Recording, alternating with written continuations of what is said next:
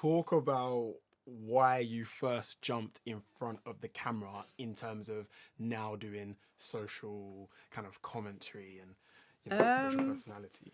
I think because the acting thing wasn't working out. If I'm being honest with you, myself, it wasn't like a planned thing. It wasn't like, um. Although what I have seen recently is that people think that I became a thing off the back of the district thing.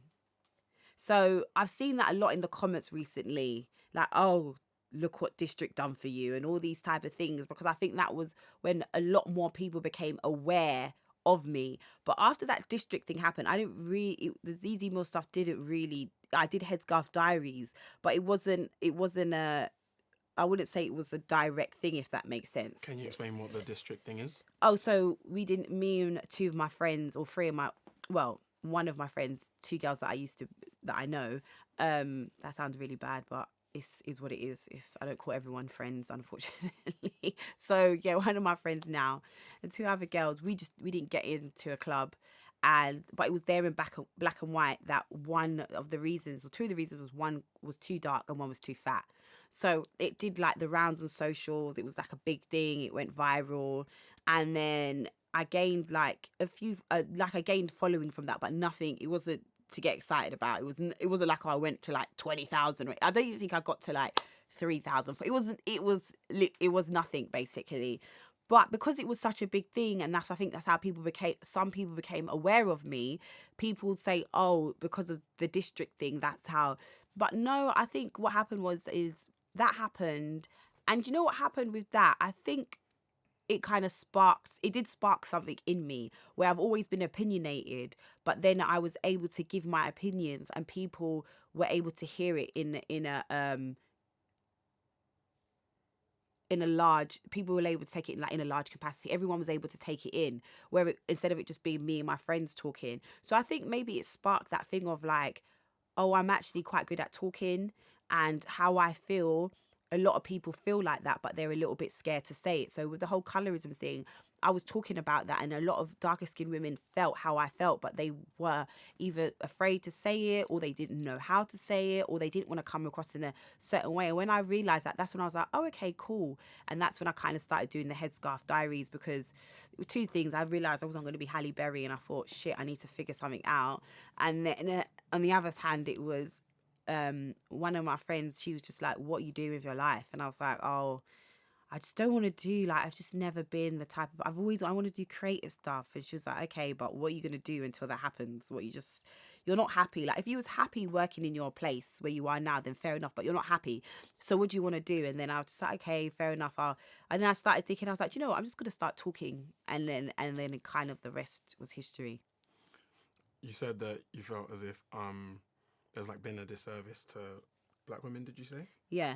Do you want to kind of go in? Well, just at the time when I was talking about colorism, and I was just talking about, my main thing was at the time was about representation of darker skinned women in like music videos, and just in the media in general, because as much as we want to say no, the culture kind of shapes, entertainment culture shapes how people look at things, or whatever they keep seeing. If they keep seeing one particular woman all the time, of course they're going to only think that this one particular woman is good looking all the time. If that's all you see, everyone is that, all the lead girls look like this, then you then start shaping what people start perceiving as beauty and all these type of things. And people don't realize that it runs deep, but it runs deep. So my thing was, yeah, okay, you have your preference or whatever, but in the music videos, why can you not just show a range of women? Why can you not show a range of beauty?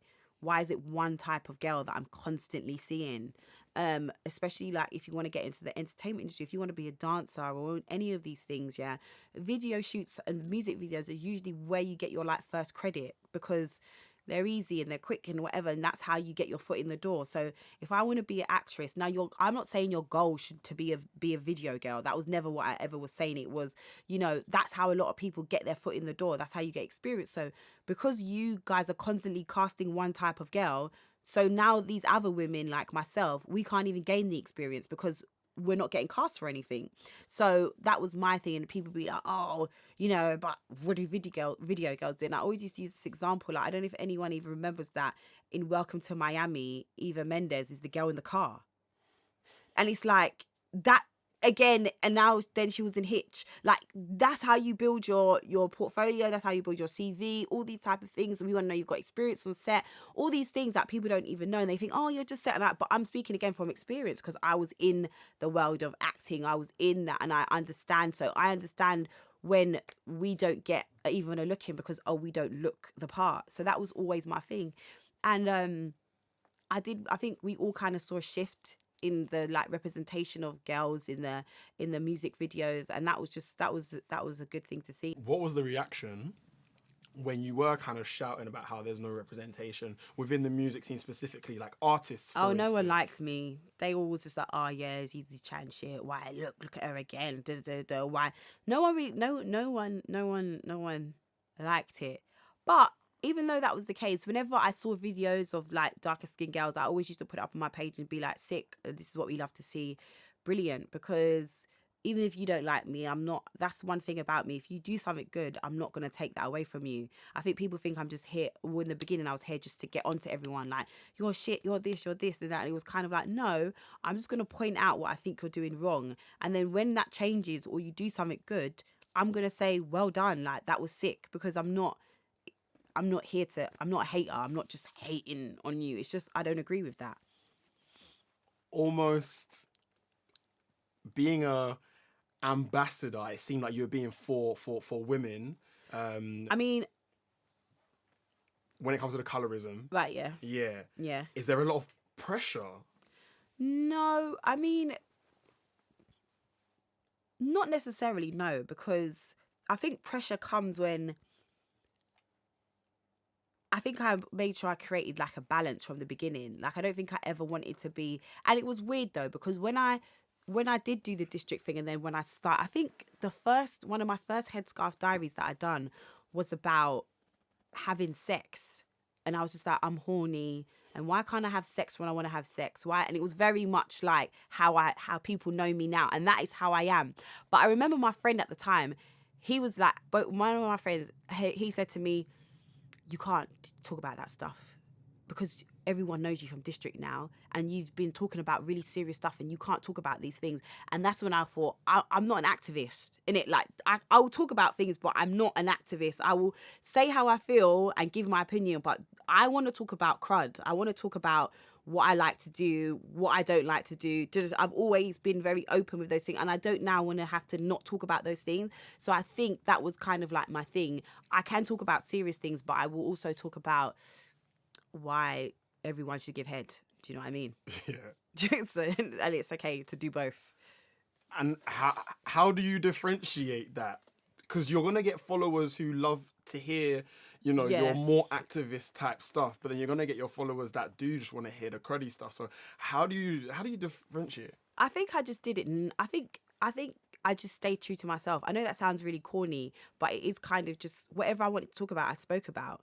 If I kind of probably stuck to one narrative, I probably would have more following. Do you get what I mean? But people unfollow me daily because I will say one day they'll agree with me, and then tomorrow I'll say something that they don't agree with, and then they'll just be like, fuck this bitch, and they're going to unfollow me. But really, it's like, well, tomorrow you're probably going to like what I say. And I prefer to be like that, because then you get to be yourself. I don't have to think about, oh my God, does this fit in with what I'm saying, of what I normally say? Can I say this? It's just how I feel is what that's all you're going to hear. And I like it like that.